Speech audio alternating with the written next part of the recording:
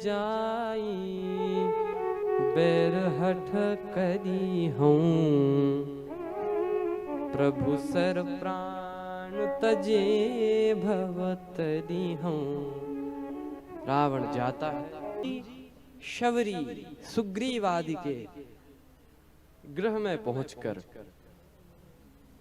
आज बहुत बड़ी सेना और ये पूरी वानर सेना श्री सीता जी की खोज करने जाती है। हनुमान जी समुद्र के किनारे हैं और एक छलांग लगाई तो उस पार पहुंचे। उस पार से श्री सीता जी की सुधि ली और श्री सीता जी की सुधि लेकर लंका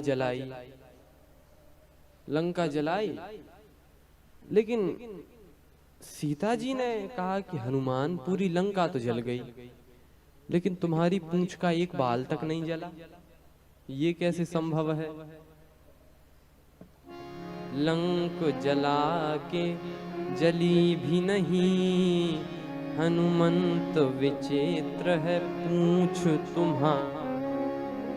कौन सा जादू भरा इसमें, हंसी पूछती हैं मिथिलेश दुलार। तो बोले कपि ये राघव आगे है, पीछे है पूंछ रहस्य है भारी। और वानर को भला पूछता कौन, श्री राम के पीछे है पूंछ हमार। वानर को भला पूछता कौन? श्री सीता जी ने कहा कि एक बात बताओ, ये लंका तो सोने की और सोना जलता नहीं है, तो ये लंका जल कैसे गई? आग में तो सोना जलता नहीं है, तो कैसे जल गई? हनुमान जी ने कहा माता आग में नहीं जलता, लेकिन ये आग नहीं थी, पावक देहु लगाई, पावक जरत देखी हनुमंता। ये पावक क्या? जो अपराध भगत कर करई, जो अपराध भगत करई, राम रोष पावक सो जरई, राम रोष पावक सो जरई, राम रोष पावक सो जरई, राम रोष पावक सो जरई। जो भी अपराध करता है भक्त के प्रति, वो राम जी की रोषाग्नि में जलता है। माने ये भगवान के क्रोध में लंका जली है। तो तुम्हारी पूंछ क्यों नहीं जली?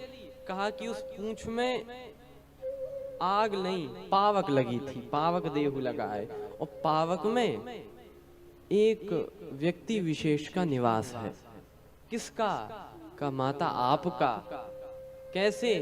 कहा कि भगवान श्री राम नहीं तो कहा था, तुम पावक महा करहु निवासा, तुम पावक महा करहु निवासा, जब लगी करो निशाचर नासा, जब लगी करो निशाचर नासा, तुम पावक महा करहु निवासा, तुम पावक महा करहु निवासा, जब लगी करो निशाचर नासा, जब लगी करो निशाचर नासा।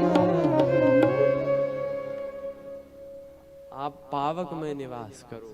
तो माता उस पावक में आप विराजमान थी। जिस पावक में या जिस जगह स्वयं माता विराजमान हो, वो पुत्र का कुछ नहीं होने देती। तो महिमा तो आपकी है, और ये आपका बड़प्पन है कि आप पूछ रही हैं कि क्यों नहीं जली पूंछ। आहा हा, राम जी उनके पास श्री हनुमान जी जाते हैं। राम जी ने कहा कि हनुमान, तुमने इतने बड़े बड़े काम किए, कैसे?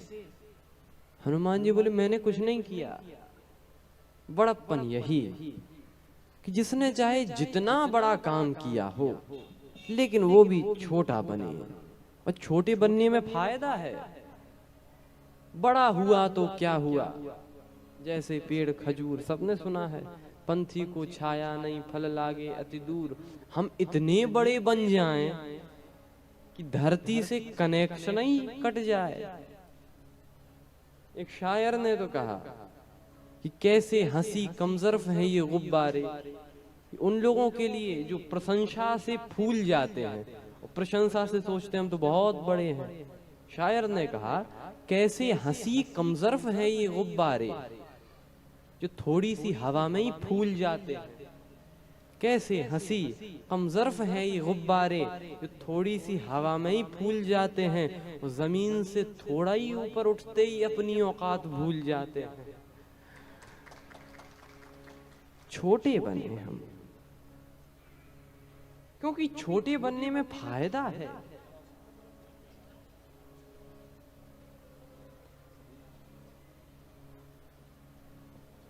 कौन आया था यहाँ कौन आया होगा, कौन आया था यहाँ कौन आया होगा, हवाओं ने मेरा दरवाजा हिलाया होगा, और गुल से लिपटी एक तितली को हिलाकर देखो, आंधियों तुमने दरख्तों को गिराया होगा।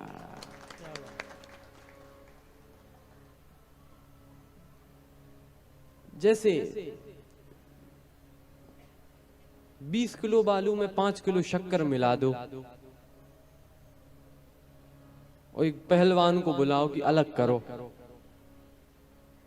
कौन अलग कर पाएगा? और चींटी को बुला लो, ज्यों सरकरा मिले सिकता महा, बलते न को बिलगावे, अति रसज्ञ सूक्ष्म पिपील का बिनु प्रयास ही पावे। वो बिना प्रयास के पा लेती है। इसीलिए कितने छोटा बनना, कितना तृणादपि सुनीचेन, जो तृण से भी अपने को तुच्छ समझे उतने छोटे बन जाएं। हनुमान जी तो इतने छोटे बन रहे हैं कि काम बड़े बड़े कर दिए और याद तक नहीं क्या क्या किया। जिन्होंने इतने बड़े काम किए कम से कम उन्हें ये तो याद रहना चाहिए कि क्या क्या किया। लेकिन वे क्या कहते हैं, प्रभु हमने किया ही क्या है। निशिचर गणपत विपिन ओजार,